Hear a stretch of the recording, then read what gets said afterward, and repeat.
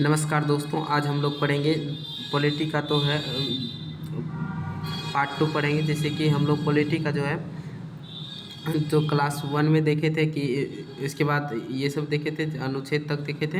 तो हम लोग भाग वन से 22 तक देखेंगे।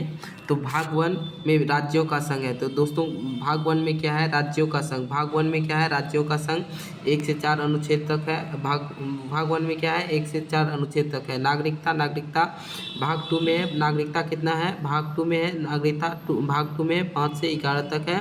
5 से 11 तक है आपका भाग 2 में नागरिकता। तीसरा में है मौलिक कर्तव्य। तीसरा में क्या है दोस्तों? मौलिक कर्तव्य 12 से 35 मौलिक कर्तव्य है। कितना है? 12 से 35 मौलिक कर्तव्य है। यानी कि आपका राज्यों का संघ फर्स्ट, दूसरा नागरिकता, तीसरा मौलिक कर्तव्य, चौथा नीति निर्देशक तत्व। नीति निर्देशक तत्व जो है 36 से 51 तक है।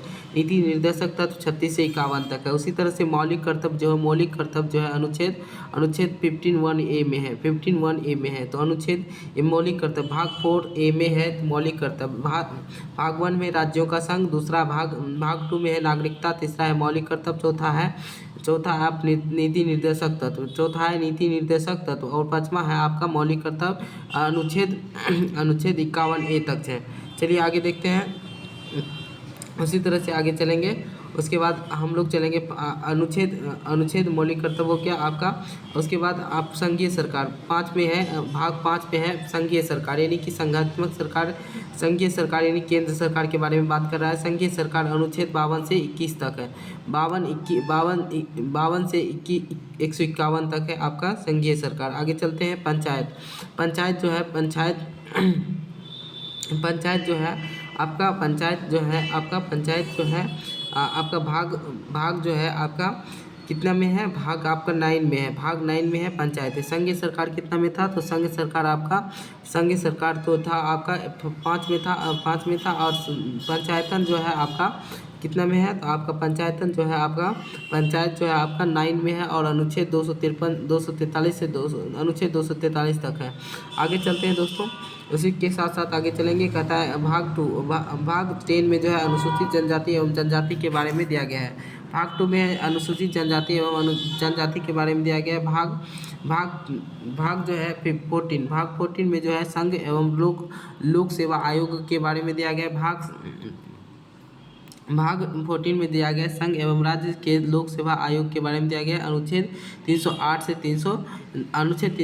कितना दिया गया है? अनुच्छेद 308 से जो है दोस्तों 308 से जो है आपका 308 से 229 दिया गया। चलिए आगे देखते हैं। कहता है भाग 15 में जो दिया गया आपका निर्वाचन दिया गया। भाग 15 में क्या दिया गया? निर्वाचन आयोग के बारे में दिया गया। अनुच्छेद 324 से जो दोस्तों इसमें 324 से 329 तक है। इसी तरह से हम देख सकते हैं। भाग 5 कितना है? तो भाग जो है निर्वाचन आयोग है। भाग 15 में क्या है? निर्वाचन आयोग है। भाग 15 में क्या है? निर्वाचन आयोग है आपका 324 से 329। कहता है भाग 20 में जो है आपका संविधान संशोधन दिया गया है। भाग 20 में क्या दिया गया है? तो संविधान संशोधन अनुच्छेद 368 में दिया गया है। आगे देखते हैं। भाग 17 में दिया गया है राज्य भाषा, यानी 343 से 351 में दिया गया है। कहता है उसके बाद अनुच्छेद कहता है 200 उसके बाद आपका 18 अनुच्छेद में आपातकाल यानी कि 352, 356 एवं 360 का उल्लेखन किया गया है। आगे देखते हैं। भारत एक राज्यों का संघ है। भारत क्या है? भारत का संघ, यानी कि भारत क्या है? एक राज्यों का संघ है। अनुच्छेद 1 से 4। उसके बाद देखते हैं अनुच्छेद 1। भारत के राज्यों का संघ है जिसमें से 28 राज्य और 8 केंद्र शासित प्रदेश है। 28 राज्य और 8 केंद्र शासित प्रदेश हैं। उसी तरह से दर एवं आयोग भाषीय आधार पर अलग है। उसके लिए गठन की मांग उत्तर प्रदेश एवं तेलुगु से हो रहा है। तो उसकी मांग जो है उत्तर प्रदेश एवं तेलुगु से हो रही है। कहता है रिपोर्ट प्रशासनिक एवं आधार स्तर पर अलग अलग सामान्य जानकारी नहीं होगा। कहता है उस तरह से आगे देख सकते हैं। उसके बाद कहता है परजीवी फसन लोमड़ी ने जब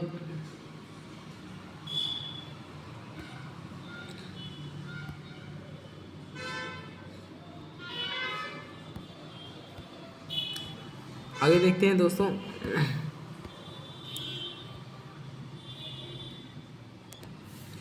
फर्स्ट में हम लोग पढ़ेंगे, फर्स्ट अध्याय में हम लोग पढ़ेंगे, फर्स्ट जो है आप राज्यों का संघ, यानी कि फर्स्ट भाग में है राज्यों का संघ। तो अनुच्छेद 1 में है राज्य एक क्या है, भारत राज्यों का संघ है। क्या है, अभी वर्तमान में 28 राज्य एवं 8 केंद्र शासित प्रदेश हैं। वर्तमान में कितने हैं, 28 राज्य एवं 8 केंद्र शासित प्रदेश पाए जाते हैं। आगे चलिए देखते हैं। दर आयोग कहता है, दर आयोग भाषाई आधार पर अलग अलग राज्यों को नाम तेलुगु ने किया है। इसी तरह से रिपोर्ट कहता है, रिपोर्ट जो है प्रशासनिक आधार पर और अलग अलग राज्य बनेगा। इसी तरह से बीजेपी सरकार जो अलग राज्य की अनुसूचित जाति अनुसूची नहीं मिली है। कहा था नेहरू पटेल एवं सीतारामैया 1953 ईस्वी में 1953 ईस्वी में भाषाई के आधार पर अलग अलग राज्यों से बना आंध्र प्रदेश। कहता है 1956 ईस्वी में राज्यों का पुनर्गठन आयोग एवं फैजल आयोग अली के बैठक थे।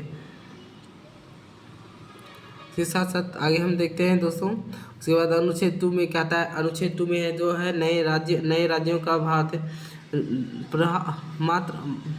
प्राप्त शामिल प्रवेश करने तथा नए राज्यों का गठन स्थापित करके अनुच्छेद 3 का प्रयोग राज्य एवं राज्य का निर्माण या राज्य की सीमा बनाना घटाना, राज्य की सीमा में परिवर्तन करना या दूसरी का परिवर्तन करना आदि जो है आपका अनुच्छेद 37 के अंतर्गत आता है। नए राज्य अनुच्छेद 2 के अंतर्गत आता है।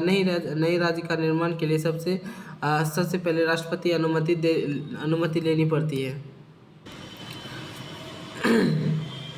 नए राज्यों का निर्माण अनुमति के लिए सबसे पहले राष्ट्रपति की अनुमति लेना पड़ता है। किसका लेना पड़ता है, राष्ट्रपति से अनुमति लेना पड़ता है। राष्ट्रपति फिर संबंधियों के राज्य के पास भेजता है। राष्ट्रपति जो है फिर संबंधी राज्य के पास भेजता है और राज्य के निर्माण में संसद एवं राष्ट्रपति जो है मानने के लिए बाध्य नहीं है। राष्ट्रपति जो है मानने के लिए बाध्य नहीं है। उसी तरह से संसद के नए राज्य के निर्माण के रूप में संसद के नए निर्माण के राज्य के रूप में नए राज्य निर्माण के रूप में नए संसद के नए राज्य के निर्माण के रूप में जो है साधारण बहुमत के आधार पर किया जाता है। संसद नए राज्य के निर्माण के रूप में साधारण बहुमत के रूप में किया जाता है। आगे चलते हैं दोस्तों। कहता है अनुच्छेद 2 और 3 में संशोधन, अनुच्छेद 2 एवं 3 में संशोधन 368 के अंतर्गत नहीं आएगा। कहता है 3 संशोधन 368 के अंतर्गत नहीं आएगा। नागरिकता 2 भाग 2 में है आपका अनुच्छेद 5 से 11 जो है अनुच्छेद नागरिकता है। कहता है नागरिकता व्यक्ति को दायित्व एवं अधिकार तथा विशेषाधिकार देती है जो कि विदेशियों को नहीं दिया जाती है। इसमें जो है आपका नागरिकता व्यक्ति को दायित्व अधिकार तथा विशेषाधिकार देती है जो विदेशियों को नहीं दिया जाता है। चलिए आगे देखते हैं। अनुच्छेद 15, 16 एवं 19 एवं 30 भी जो है सिर्फ भारतीयों के लिए जो है आपका अनुच्छेद 15, 16 एवं 19, 29 एवं 30 भारतीय के लिए है। कहता है आपातकाल के दौरान ये सारे भारतीयों के लिए कहता है आपातकाल के दौरान सारे अधिकार समाप्त आपातकाल के दौरान सारे अधिकार क्या हो जाते हैं दोस्तों, आपातकाल के दौरान सारे अधिकार समाप्त हो जाते हैं। लेकिन सिर्फ 19 और 20 और 21 जो है आपका क्या रहता है, कायम रहता है। अनुच्छेद 5 कहता है आज़ादी से पूर्व जिस व्यक्ति का जन्म भारत में हुआ हो या उनके माता पिता भारत के नागरिक हो। अनुच्छेद 5 कहता है भारत आज़ादी के पास जिसका माता पिता का जन्म जन्म भारत में हुआ हो या उनके माता पिता नागरिक हो तो उसे क्या नागरिकता दी जाती है। इसी तरह से आगे देखते हैं। इसी तरह अनुच्छेद पाकिस्तान से आए हुए व्यक्ति को नागरिकता, उसके बाद 1947 में जाने वाले व्यक्ति को नागरिकता या उसे आने वाले व्यक्ति को नागरिकता। कहता है अनुच्छेद 9 कहता है दोहरी नागरिकता मान्यता नहीं होगी, यानी कि कोई यहाँ पाकिस्तान और कोई भारत का नागरिकता दोनों ले लेगा तो उनको मान्यता प्राप्त नहीं होगी। उसी तरह से आगे देखते हैं दोस्तों। ये इकहरी नागरिकता जो है ब्रिटेन से लिया गया है। कहता है भारत में जो है भारत में 5 प्रकार की नागरिकता प्राप्त कर सकते हैं। जन्म के आधार पर, वंशागत आधार पर, रजिस्ट्रीकरण यानी कि कोई भी आपका नाम होना चाहिए रजिस्ट्रीकरण में, और देशीकरण एवं राज्यों का विलय। इस तरह से राज्यों को अगर कोई राज्य मिलता है तो आपको अपने आप नागरिकता मिल जाएगी। नागरिकता समाप्त करने के लिए 3 तरीके हैं। नागरिकता को समाप्त करने के लिए कितने तरीके हैं दोस्तों? तो 3 तरीके हैं। नागरिकता को समाप्त करने हेतु 3 तरीके होते हैं, जैसे परित्याग, पर्याप्त, वंचित। कहता है मौलिक अधिकार भाग 3 अनुच्छेद 12 से 35, मौलिक अधिकार जो है भाग 3 अनुच्छेद 12 से 35 के अंतर्गत है। मौलिक अधिकार के अंतर्गत आपको मौलिक अधिकार के अंतर्गत यह अमेरिका से लिया गया है। मौलिक अधिकार कहाँ से लिया गया है? मौलिक अधिकार जो है आपका कहाँ से लिया गया है दोस्तों? तो मौलिक अधिकार आपका अमेरिका से लिया गया है। और कहता है अमेरिका से लिया गया है। मूल अधिकार पहले 7 था और वर्तमान में 6 है। मूल अधिकार जो है अमेरिका से लिया गया है, पहले 7 थे और वर्तमान में 6 है। संपत्ति का अधिकार जो है, संपत्ति का अधिकार हटाया गया है। संपत्ति का अधिकार हटाया गया है जनवरी अनुच्छेद 300 क में है। संपत्ति का अधिकार अनुच्छेद 306 में डायरेक्ट फेंक दिया, यानी कि पहले संपत्ति का अधिकार था उसे हटा दिया गया। मूल अधिकार में संपत्ति का अधिकार था और उसे समाप्त कर दिया गया है। कहता है प्रथम जो है आपका मूल अधिकार में आपका समता या समानता का अधिकार है। समता एवं समता का अधिकार है जो कि 1914 से 18 तक है। उसके बाद स्वतंत्रता का अधिकार है, अनुच्छेद 19 से 22 है। शोषण के विरुद्ध अधिकार जो है, शोषण के विरुद्ध जो है 23 से 24 है। उसके बाद धार्मिक स्वतंत्रता का अधिकार जो है आपका, धार्मिक स्वतंत्रता का अधिकार जो है 25 से 28 है। धार्मिक स्वतंत्रता का अधिकार कितना है? 25 से। शिक्षा और संस्कृति का अधिकार जो है 29 से 30 है। और संविधान का उपचार का अधिकार 32 है। इसी तरह से हम लोग देख सकते हैं समता का अधिकार के अंतर्गत क्या क्या आता है। समता का अधिकार जो है 14 से 18 के बीच जो है, इसे समता का अधिकार जो है 14 संविधान के समक्ष एवं सभी समान होगा। इसमें कोई भी संविधान के समक्ष सभी क्या होगा? समान होगा। चाहे IAS हो, IPS हो या नेता हो या लीडर हो, कोई भी हो, प्रधानमंत्री हो, तो वो क्या होगा? संविधान के समक्ष क्या होगा? सभी समान होगा। कहता है लेकिन जैसे कि राष्ट्रपति और उपराष्ट्रपति और राज्यपाल, ये तीनों को छोड़ के। चलिए आगे देखते हैं अनुच्छेद 15, अनुच्छेद 15 देखते हैं। धर्म, जाति और लिंग रंग के आधार पर भेदभाव निषेध है। कहता है जाति, धर्म, लिंग के आधार पर भेदभाव क्या है? निषेध है। कहता है 2005 में पिछड़े वर्ग 27% आरक्षण के दिया गया। आरक्षण के शैक्षणिक संस्था और महिलाओं को 33% आरक्षण कर दिया गया है। संशोधन करके 2005 में संशोधन हुआ था। 27% आरक्षण से आपको 33% महिलाओं को आरक्षण किया गया। अनुच्छेद 16 लोक नियोजक यानी अनुच्छेद 16 लोक नियोजक सरकारी नौकरी। कहता है अनुच्छेद 17 छुआछूत का अंत। अनुच्छेद 17 छुआछूत का अंत। कहता है अनुच्छेद 18 उपाधियों का अंत, यानी कि अनुच्छेद 18 कहता है उपाधियों का अंत। कोई भी व्यक्ति अगर यदि सेना और शिक्षा से रिलेटेड है, उसे अगर डॉक्टर, इंजीनियर्स या कोई भी लगा सकते हैं, वो पद लगा सकते हैं। लेकिन कोई राजपूत या सिंह या कोई और कैटेगरीज के नहीं लगा सकते हैं। इसी तरह अनुच्छेद 18 में ये जो है उपाधियों का अंत किया गया है। या उसके बाद 1979 ईस्वी में मोरारजी देसाई के सरकार ने पिछड़े वर्ग को लिए ओबीसी के उत्थान के लिए मंडल आयोग का गठन किया था। किसका आयोग का गठन किया था दोस्तों? तो मंडल आयोग का गठन किया गया था। और इसमें जो है मंडल आयोग के थ्रू जो है ओबीसी जो है को क्या किया गया? अपनी रिपोर्ट के अनुसार 1980 में से 27% आरक्षण की छूट दी गई थी। इसकी सिफारिश पर ओबीसी को 27% आरक्षण की छूट मिली थी, सरकारी नौकरी या कहता है अन्य संस्थाओं के द्वारा। कहता है 1990 के बीपी सिंह सरकार ने 27% आरक्षण कर दिया। कहता है बीपी नरसिम्हा राव सरकार के द्वारा 1991 ईस्वी में बीपी नरसिम्हा सरकार 1991 में 27% आरक्षण को जो है 27% आरक्षण को पिछड़े वर्ग को दे दिया तथा 10% आरक्षण जो है समान वर्ग को गरीब एवं EWS को दे दिया गया। सुप्रीम कोर्ट ने समान वर्ग के लिए आरक्षण रोक दिया, यानी कि सुप्रीम कोर्ट ने समान वर्ग के लिए क्या कर दिया? आरक्षण रोक दिया तथा पिछड़े वर्ग के लिए आरक्षण क्रीमी लेयर जोड़ दिया, आरक्षण क्रीमी लेयर जोड़ दिया कहता है। उसके बाद BPI लेकिन 1992 ईस्वी में रोजगार में पिछड़े वर्ग के लिए 27% आरक्षण एवं संवैधानिक दर्जा मिल गया कहता है। 1992 में रोजगार में पिछड़े वर्ग को 27% आरक्षण एवं संवैधानिक दर्जा मिल गया, अनुच्छेद 16। उसी तरह से 2019 में केंद्र सरकार ने सामान्य वर्ग के छात्रों के लिए 10% आरक्षण दिया, यानी कि 2019 में जो है केंद्र सरकार ने सामान्य वर्गों के लिए छात्रों को 10% आरक्षण दिया। 10% आरक्षण देते यानी 103% संविधान का संशोधन शिक्षा संस्थान में क्या था। आगे चलते हैं, देखते हैं। उसके बाद जो है आपका 2019 में केंद्र सरकार ने सरकार की मान्यता वर्ग के लिए पिछड़े छात्रों के लिए 10% आरक्षण दिया और 103 संविधान संशोधन में शिक्षा संस्था के रूप में से क्या किया। और बीपी मंडल जो है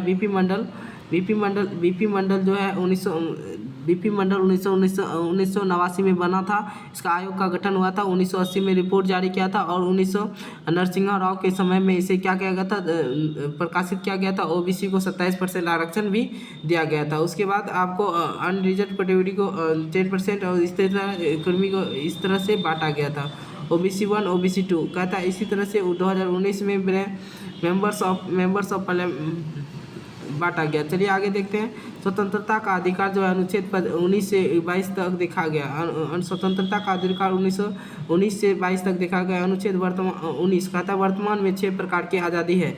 वर्तमान में कितने प्रकार की आज़ादी है दोस्तों, तो 6 प्रकार की आज़ादी। वर्तमान में कितने प्रकार की आज़ादी है, 6 प्रकार की आज़ादी है। मूल संविधान में 7 प्रकार की आज़ादी है। मूल संविधान में 7 प्रकार की आज़ादी है। संपत्ति का अधिकार, मूल संविधान में कितने प्रकार की आज़ादी है, 7 प्रकार की आज़ादी है। बोलने की आज़ादी जो है बोलने की आज़ादी, संघ बनाने की आज़ादी और शांति के रूप में विरोध की आज़ादी। यानी कि आपको मूल कर्तव्य के अंतर्गत आपको अनुच्छेद 19 के तहत आपको 7 प्रकार की आज़ादी दी जाती थी। लेकिन अब एक आज़ादी जो है संपत्ति का अधिकार जो है क्या किया गया, ख़त्म कर दिया गया और इसमें से 6 आज़ादी दिया गया। पहले बोलने की आज़ादी, आप कुछ भी बोल सकते हैं, अपने बोल सकते हैं। उसके बाद संघ बनाने, अगर बोलेंगे तो आप क्या बनाएंगे, संघ बनाएंगे, यानी कि एक ग्रुप बनेगा। बोलने के बाद आप लीडरशिप करेंगे। उसके बाद शांति के रूप से विरोध प्रदर्शन कर सकते हैं। कहीं भी आप शांति के रूप से विरोध प्रदर्शन या विरोध की आज़ादी लड़ सकते हैं। उसके बाद इन बार कहीं जाने वाली आज़ादी संचार कहता है, देश में कहीं जाने वाले आज़ादी संचार। उसके बाद देश में कहीं निवास की आज़ादी कहता है। व्यापार की आज़ादी, उसके बाद व्यापार की आज़ादी। अनुच्छेद जो है 19 एक के प्रेस की स्वतंत्रता, 19 को एक प्रेस की स्वतंत्रता। अनुच्छेद 207 अनुच्छेद 20 अपराध के लिए दोष के लिए सिद्ध का अधिकार कहता है। अनुच्छेद 20 अपराध के लिए दोष सिद्ध का अधिकार है। संरक्षण, इसमें जो है दो तरह का अधिकार होता है। इसमें 2 तरह का अधिकार होता है। एक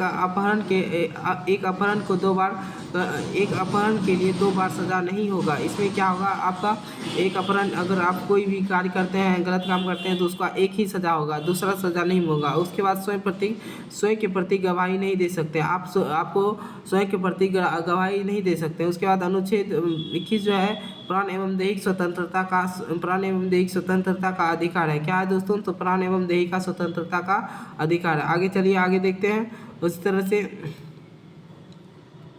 उसके बाद कहता है अनुच्छेद 21 का शिक्षा एवं संस्कृति का अधिकार। उसके बाद देखते हैं 0 से 6 वर्ष तक फैलने वाले बच्चे को निःशुल्क शिक्षा दी जाती थी। आगे देखते हैं दोस्तों, कहता है अनुच्छेद 21 में क्या हुआ है। कहता है अनुच्छेद 21 में अनुच्छेद 21 में भारत की दशा और गिरफ्तारियों से। चलिए आगे देखते हैं दोस्तों। म्यांमार, खालिस्तान एवं बंदरकाट एवं श्रीलंका। आगे देखते हैं दोस्तों।